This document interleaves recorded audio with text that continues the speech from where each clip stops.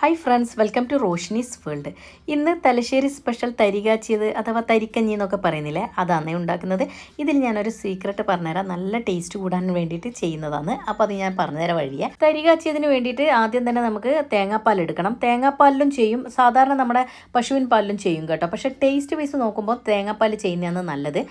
അപ്പോൾ ഇത് ഞാനിപ്പോൾ ഒരു തേങ്ങ എണ്ണ എടുത്തിട്ടുണ്ട്, കുറച്ചേറെ ഉണ്ടാക്കുന്നത് കൊണ്ടാട്ടോ. അപ്പോൾ നിങ്ങൾക്ക് ഇത്ര വേണ്ടാന്നുണ്ടെങ്കിൽ ക്വാണ്ടിറ്റി അങ്ങ് കുറച്ചാൽ മതി.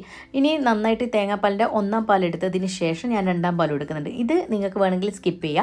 ഒന്നാം പാൽ രണ്ടാം പാലൊന്നും ആക്കണ്ട, ഒറ്റപ്പാലും ചെയ്തെടുക്കുക. പക്ഷേ കുറച്ചുകൂടെ ടേസ്റ്റും നമ്മൾ പുതിയ പല സൽക്കാരത്തിലൊക്കെ ചെയ്യുമ്പോൾ ഒന്നാം പാൽ രണ്ടാം പാലാക്കിയിട്ടാണ് ചെയ്യാറ്.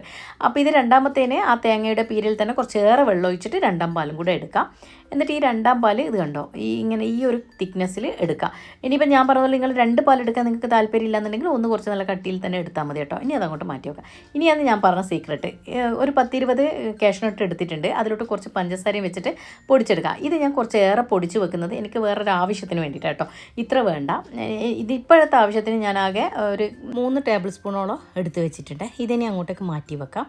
ഇനി ഒരു പാനിലോട്ട് 1.5 ടേബിൾ സ്പൂണോളം ഗീ ഇട്ട് കൊടുക്കാം. എന്നിട്ട് ഇതിലോട്ട് കാഷ്യൂ റൈസിൻസ് ഒന്ന് വറുത്ത് കോരണം. റൈസിൻസ് ഇഷ്ടമില്ല എന്നുണ്ടെങ്കിൽ ഇതങ്ങ് സ്കിപ്പ് ചെയ്തോളൂ കേട്ടോ. അപ്പോൾ ഇനി ഇതങ്ങോട്ടേക്ക് കോരി മാറ്റി വെക്കാം ബബിൾസായി വരുമ്പോൾ. ഇനി കാഷ്യൂവും കുറച്ച് എടുത്തിട്ടുണ്ട്, അതുകൂടെ ഒന്ന് വറുത്ത് കോരി മാറ്റി വെക്കാം. അടുത്തത് കുറച്ച് ചെറിയ ഉള്ളി കൂടെ ഫ്രൈ ചെയ്തെടുക്കണം. പക്ഷേ എൻ്റെ അടുത്ത് ചെറിയ ഉള്ളി ഇല്ലാത്തതുകൊണ്ട് ഞാനിപ്പോൾ വലിയ ഉള്ളി വെച്ചിട്ട് അഡ്ജസ്റ്റ് ചെയ്യാമെന്ന്. വലിയ ഉള്ളി എടുക്കുമ്പോൾ നല്ല തിന്നായിട്ട് കട്ട് ചെയ്തിട്ട് ഇതുപോലെ ഗോൾഡൻ ബ്രൗൺ നിറാവുന്നവരെ ഒന്ന് വഴറ്റിയെടുത്താൽ മതി. പക്ഷേ ടേസ്റ്റ് ചെറിയ ഉള്ളി തന്നെ ചെയ്യുമ്പോഴാട്ടോ. ഉള്ളി ഫ്രൈ ചെയ്തിട്ട് കൂട്ടിയിടാതെ സെപ്പറേറ്റ് ചെയ്തിട്ട് വെച്ച് കൊടുക്കണേ, അല്ലെങ്കിൽ പിന്നെ കരിഞ്ഞ പോലെ ആവും. ഇനി ഒരു 4 ടേബിൾ സ്പൂൺ തരി എടുത്തിട്ടുണ്ട്. അത് നമുക്കൊരു പാനിലേക്ക് ഇട്ട് കൊടുത്തിട്ട് ഒന്ന് വറുത്തെടുക്കണം. വറുത്ത റവയാണെങ്കിൽ ജസ്റ്റ് ഒന്ന് ചൂടാക്കിയാൽ മതി. അതല്ലെങ്കിൽ ഒന്ന് വറുത്തെടുക്കേണ്ട ആവശ്യമുണ്ട്. അല്ലാണ്ടങ്ങ് കളറ് മാറുമൊന്നും ചെയ്യരുത്, ജസ്റ്റ് ഒന്ന് വറുത്തെടുക്കാം. ഇനി വറുത്തെടുത്തിട്ട് ഈ സമയത്ത് നിങ്ങൾക്ക് ചൂടുവെള്ളം ഒഴിച്ചിട്ട് ഒന്ന് വേവിച്ചതിന് ശേഷം പാലൊഴിച്ച് കൊടുക്കാം. ഞാനിപ്പോൾ ഡയറക്റ്റ് പാലൊഴിച്ചിട്ടാണ് റവ മിക്സ് ചെയ്ത് കൊടുക്കുന്നത്. കട്ട കെട്ടിപ്പോകുന്ന പേടി ഉണ്ടെങ്കിൽ അങ്ങനെ ചെയ്താൽ മതി കേട്ടോ. പിന്നെ വെള്ളം കൂടിപ്പോകാൻ പാടില്ല. കുറച്ച് വെള്ളം ഒഴിച്ചിട്ട് അതൊന്ന് മിക്സ് ആക്കിയതിന് ശേഷം പാലൊഴിച്ചിട്ട് അങ്ങ് മിക്സ് ചെയ്ത്. ഇനി മധുരത്തിന് ആവശ്യമായിട്ടുള്ള പഞ്ചസാര. ഇതിലോട്ട് ഞാൻ 1/2 കപ്പോളം പഞ്ചസാരയാണ് ഇട്ട് കൊടുക്കുന്നത്. അപ്പോൾ നിങ്ങൾക്ക് മധുരം എത്രയാണെന്ന് വേണ്ടത് അതിനനുസരിച്ച് കൂട്ടുകയും കുറയ്ക്കുകയൊക്കെ ചെയ്യാം. പിന്നെ എന്നിട്ട് കൈവെക്കാതെ ഇളക്കി കൊടുക്കൊണ്ടിരിക്കണം, കാരണം തരി ആയതുകൊണ്ട് തന്നെ അടിക്ക് പിടിക്കാൻ സാധ്യതയുണ്ട്. കൂടെ തന്നെ പൊടിച്ച് മാറ്റി വെച്ച ഈ കാഷ്നട്ടിൻ്റെ പൗഡറില്ലേ, അതുകൂടെ ഇട്ട് കൊടുക്കാം.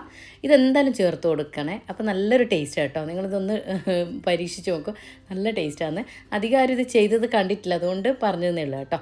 അപ്പോൾ എന്താ നന്നായിട്ട് മിക്സ് ചെയ്ത് യോജിപ്പിക്കാം. കൈവെക്കാതെ ഇളക്കിക്കൊണ്ടിരിക്കണം കേട്ടോ. തരി ആയതുകൊണ്ട് തന്നെ നമുക്കതിങ്ങനെ വെച്ചിരിക്കാൻ പറ്റത്തില്ല.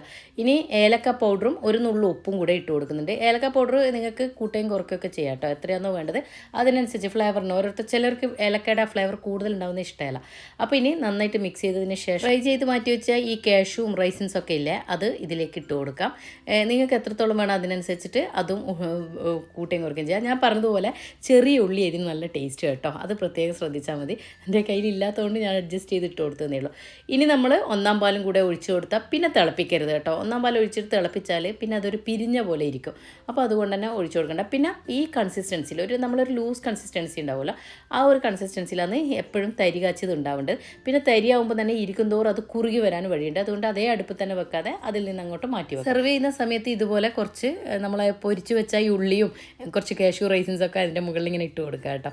നല്ല ടേസ്റ്റാണ്. അപ്പോൾ ഈ തരി കാച്ചിയത് നല്ലൊരു റിഫ്രഷിങ് ഡ്രിങ്ക് അല്ലേ. അപ്പോൾ ഈ നോമ്പിനും നല്ല ചൂട് കാലമല്ലേ ഇനിയിപ്പോൾ വരാൻ പോകുന്നത്. അപ്പോഴൊക്കെ നിങ്ങളിത് ഇതുപോലെ ഉണ്ടാക്കി നോക്കിയിട്ട് ഞാൻ പറഞ്ഞതുപോലെ അതിൽ ഞാൻ 2 ടേബിൾ സ്പൂണോളം ഗീ ചേർത്ത് കൊടുത്തിട്ടുണ്ടായിരുന്നേ.